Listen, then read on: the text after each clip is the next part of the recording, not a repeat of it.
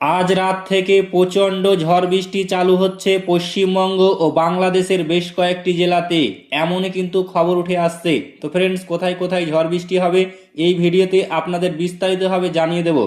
অবশ্যই ভিডিওটি শেষ পর্যন্ত দেখবেন।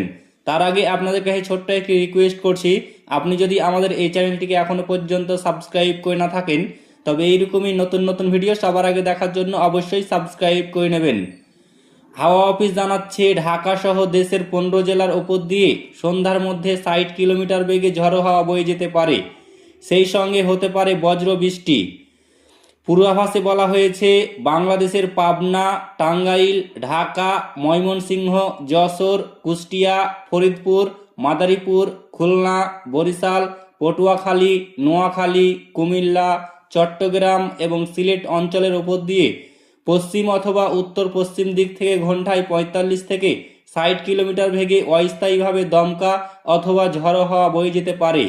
অন্যদিকে পশ্চিমবঙ্গের উত্তরবঙ্গের জেলাগুলিতে ভারী বৃষ্টিপাত আজ। ইতিমধ্যে সতর্কতা জারি করা হয়েছে। আবহাওয়া অফিসের পূর্বাভাস অনুযায়ী অতি ভারী বৃষ্টিপাতের সম্ভাবনা রয়েছে পশ্চিমবঙ্গের জলপাইগুড়ি, আলিপুরদুয়ারে, দার্জিলিং, কালিম্পং, কোচবিহার, উত্তর ও দক্ষিণ দিনাজপুরে বৃষ্টির সম্ভাবনা রয়েছে।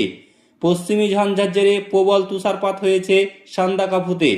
আজও বৃষ্টিপাত হবে কলকাতায়, হাওড়া, হুগলি, কলকাতা, 2 চব্বিশ পরগনায় বিক্ষিপ্ত বৃষ্টিপাত হতে পারে।